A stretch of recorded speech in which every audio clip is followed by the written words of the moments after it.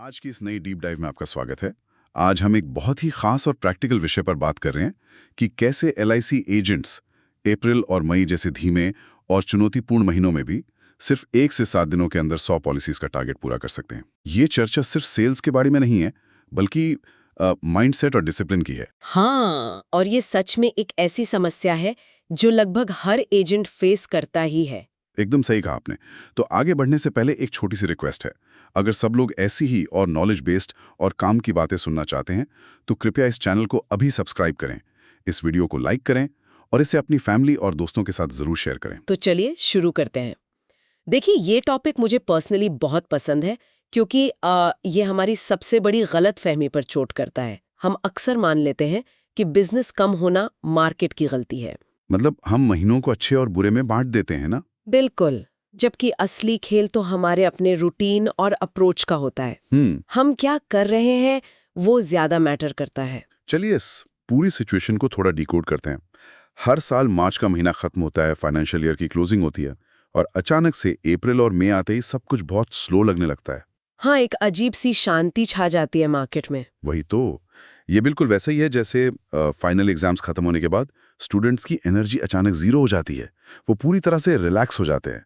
तो मेरा सबसे पहला और सीधा सवाल यही है, क्या सच में मार्केट में बिजनेस कम हो जाता है या यह सिर्फ हमारे दिमाग का एक वहम है? ये सवाल बहुत ही बुनियादी है। अगर हम डेटा और ह्यूमन साइकोलॉजी को देखें तो ये परेशानी स्ट्रक्चरल बिल्कुल नहीं है, बल्कि पूरी तरह से बिहेवियरल है। ऐसा नहीं है कि 31 मार्च की रात के बाद मार्केट से अचानक सारा पैसा गायब हो गया। सही बात है, पैसा वही है, लोग वही हैं। एकदम। या फिर लोगों की जिंदगी से रिस्क खत्म हो गया हो, ऐसा भी नहीं है। बिजनेस वही है, बस उसे देखने और अप्रोच करने का तरीका बदलना पड़ता है। इस स्लोडाउन के पीछे मुख्य रूप से 4 कारण होते हैं। अच्छा, और वो 4 कारण क्या हैं? क्योंकि बिना बीमारी समझे हम दवाई तो नहीं दे सकते। हाँ, बिल्कुल। तो पहला और सबसे बड़ा कारण है क्लाइमेट चैलेंज, यानी मौसम की मार। देखो, अप्रैल और मई में इतनी भयंकर गर्मी होती है कि फील्ड पर निकलना एक बहुत बड़ी फिजिकल चुनौती बन जाता है। हाँ भाई, 40-45 डिग्री में बाहर निकलना किसी का भी मोटिवेशन तोड़ देगा। वही ना, जब बाहर लू चल रही हो तो एजेंट की अपनी एनर्जी आधी हो जाती है। और सिर्फ एजेंट की नहीं, कस्टमर भी गर्मी में परेशान होता है। वो भी किसी मीटिंग के लिए जल्दी राजी नहीं होता। सही कहा, दोनों तरफ से एनर्जी डाउन होती है। तो दूसरा कारण क्या है? दूसरा बड़ा कारण है हॉलिडे माइंडसेट। जैसे ही अप्रैल आता है, बच्चों के एग्जाम्स खत्म हो जाते हैं और गर्मियों की छुट्टियां शुरू होने वाली होती हैं। इस समय पूरे परिवार का फोकस शिफ्ट हो जाता है। मतलब वो अब फ्यूचर प्लानिंग के बारे में नहीं सोचते। नहीं, वो फाइनेंशियल्स या इन्वेस्टमेंट के बजाय ट्रिप्स प्लान करने, नानी दादी के घर जाने या बस रिलैक्स करने पे ज्यादा ध्यान देते हैं। मुझे लगता है ये ह्यूमन नेचर है। मार्च तक सब सेविंग मोड में होते हैं और अप्रैल आते ही वो प्रेजेंट मोमेंट को एंजॉय करने के मोड में आ जाते हैं। एकदम सही पकड़ा आपने। इंसान हमेशा इंस्टेंट ग्रेटिफिकेशन चाहता है। उसके बाद तीसरा कारण आता है नो टैक्स प्रेशर। मार्च में हर किसी पर टैक्स बचाने का एक भारी प्रेशर होता है, एक डेडलाइन होती है। हाँ, और अप्रैल आते ही वो प्रेशर गायब। बिल्कुल। 1 अप्रैल को वो प्रेशर भाप बनकर उड़ जाता है। फिर कस्टमर्स का डिफॉल्ट जवाब होता है कि अरे अभी तो पूरा साल पड़ा है, आराम से दिवाली के आसपास सोचेंगे। कोई अर्जेंसी नहीं होती। ये बहुत दिलचस्प है। मतलब बिना डेडलाइन के हम लोग कोई एक्शन नहीं लेते। तो चौथा कारण क्या है? शायद वो एजेंट की अपनी मानसिक स्थिति से जुड़ा होगा। आप बिल्कुल सही दिशा में सोच रहे हैं। चौथा कारण है पोस्ट मार्च फटीग, यानी मार्च के बाद की भारी थकावट। मार्च में टारगेट्स पूरे करने के चक्कर में एजेंट्स खुद को पूरी तरह से निचोड़ चुके होते हैं। हाँ, दिन रात एक कर देते हैं वो। वही तो जब अप्रैल आता है तो उन्हें एक एड्रेनलिन क्रैश का सामना करना पड़ता है। वो बर्नआउट महसूस करते हैं। तो देखिए, गर्मी, छुट्टियों का मूड, टैक्स प्रेशर का ना होना और खुद की थकावट, ये चारों मिलकर एक ऐसा कॉकटेल बनाते हैं जो काम से ध्यान भटका देता है। लेकिन इसका कोई तो इलाज होगा ना? हम मौसम तो नहीं बदल सकते। बिल्कुल इलाज है। एक सही सिस्टम के जरिए इन सभी मुश्किलों को बहुत आसानी से हैंडल किया जा सकता है। यहाँ से चर्चा और भी ज्यादा प्रैक्टिकल हो जाती है। एक एजेंट को अपना गेम कैसे बदलना होगा? वो कौन सा माइंडसेट शिफ्ट है जो इस सुस्त माहौल में काम करेगा? सबसे पहला और सबसे जरूरी माइंडसेट शिफ्ट ये है कि एलआईसी को सिर्फ टैक्स सेविंग का प्रोडक्ट मानना तुरंत बंद करना होगा।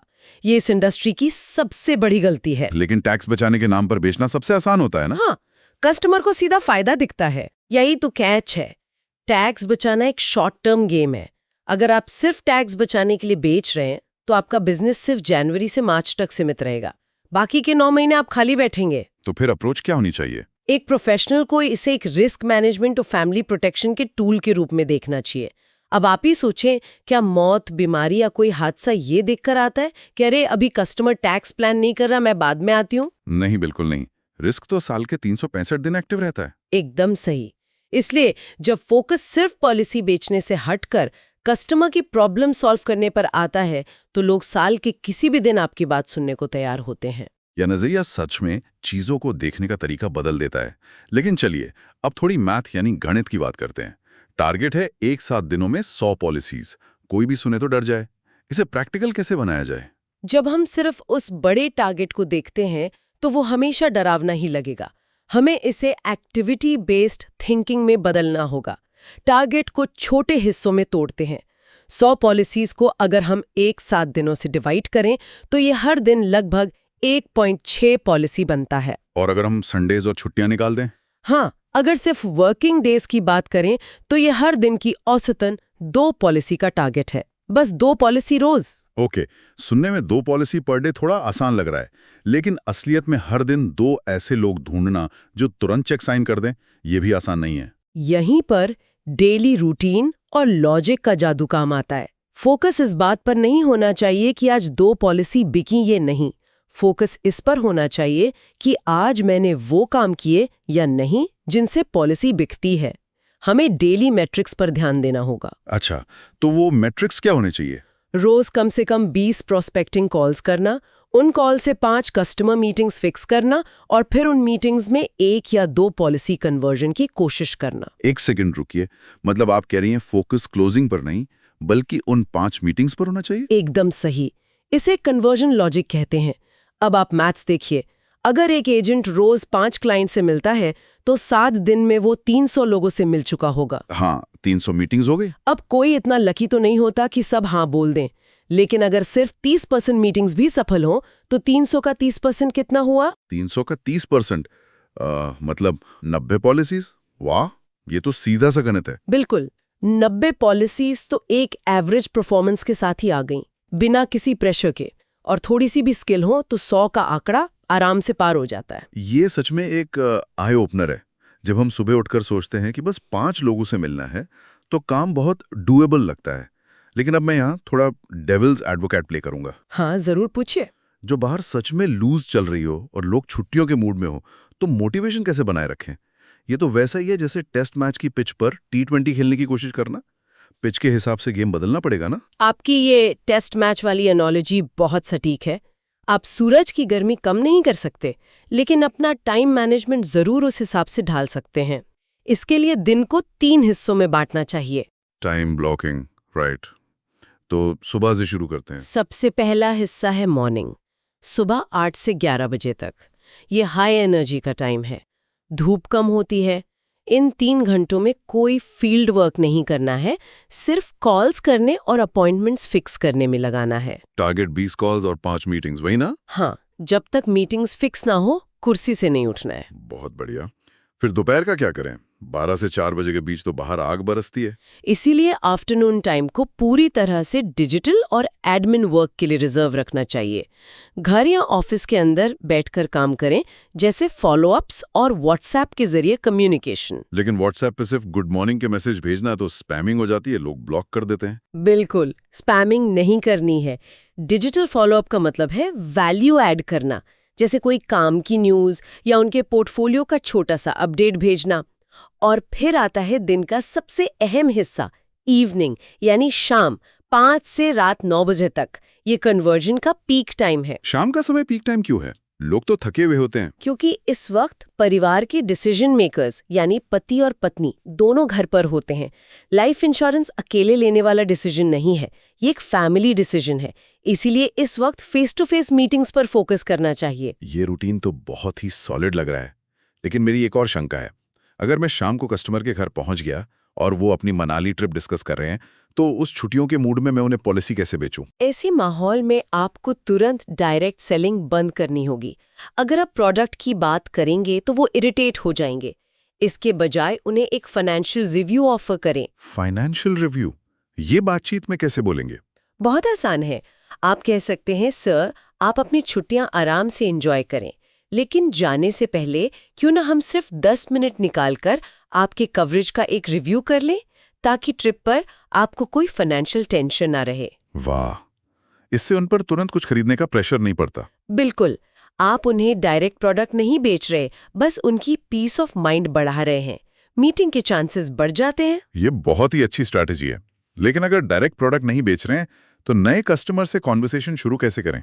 कोई ऐसी लाइन है जो उन्हें सोचने पर मजबूर कर दे? एक बहुत ही असरदार मैसेज है।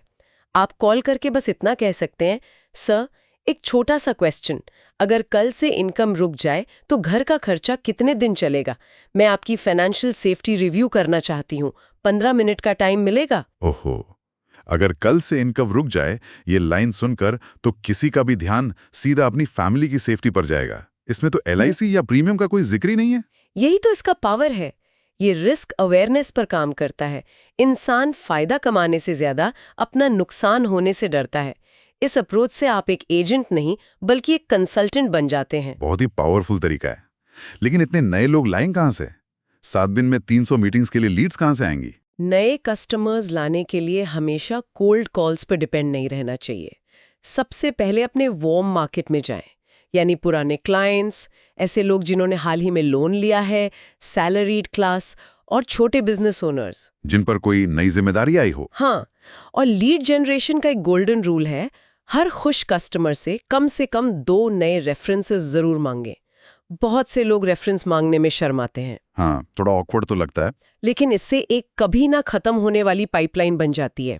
अगर आपको 2 रेफरेंस मिल गए तो अगले दिन किसको कॉल करना है ये सोचना नहीं पड़ेगा। ये सब थ्योरी में तो बहुत परफेक्ट लग रहा है, लेकिन असल जिंदगी में लोग बोर हो जाते हैं या फिर बहाने बनाने लगते हैं कि आज गर्मी बहुत है। इस डिसिप्लिन को कैसे मेंटेन रखें? यहीं पर लीडरशिप और ट्रैकिंग सबसे जरूरी हो जाती है। डेली कॉल्स, मीटिंग्स और पॉलिसीज का हिसाब रखना चाहिए। मतलब एक रिपोर्ट कार्ड की तरह? बिल्कुल। जब टीम का परफॉर्मेंस पब्लिकली डिस्प्ले होता है ना, तो एक हेल्दी कंपटीशन बनता है। इसके लिए डेली मॉर्निंग ब्रीफिंग और इवनिंग रिव्यू होना चाहिए। बहाने नहीं, टारगेट पर फोकस होना चाहिए। हाँ, ईगो और कंपटीशन बहुत बड़े मोटिवेटर्स होते हैं। और इसी के साथ डेली और वीकली रिवॉर्ड्स होने चाहिए। इससे मुश्किल वक्त में भी लोगों की एनर्जी बनी रहती है। इस पूरी चर्चा से एक बहुत ही गहरी बात निकल कर आती है। मार्च में जो हाई परफॉर्मेंस आती है वो तो सीजनल होती है, बाहरी दबाव से आती है। लेकिन अप्रैल और मई में जो परफॉर्मेंस आती है वो सच में एक ट्रू प्रोफेशनल की पहचान होती है। मैं पूरी तरह सहमत हूँ। एक सही डेली सिस्टम हमें बिना किसी प्रेशर के हमेशा आगे रख सकता है। ये सोचने वाली बात है कि हम जिंदगी में कितनी बार सिर्फ प्रेशर आने पर ही काम करते हैं, जबकि डिसिप्लिन ही असली काम आता है। तो चलिए आज की चर्चा यहीं खत्म करते हैं। सबके लिए एक सवाल, आप लोगों के हिसाब से किसी भी मुश्किल टारगेट को पूरा करने के लिए सबसे जरूरी चीज क्या होती है? एक बेहतरीन प्लानिंग या रोजाना का डिसिप्लिन? अपना जवाब कमेंट सेक्शन में जरूर शेयर करें। हमें आपके कमेंट्स का इंतजार रहेगा। As you've watched full video, आप यहाँ तक आ गए हैं तो जाने से पहले please subscribe to the channel to get such useful and informative videos notification.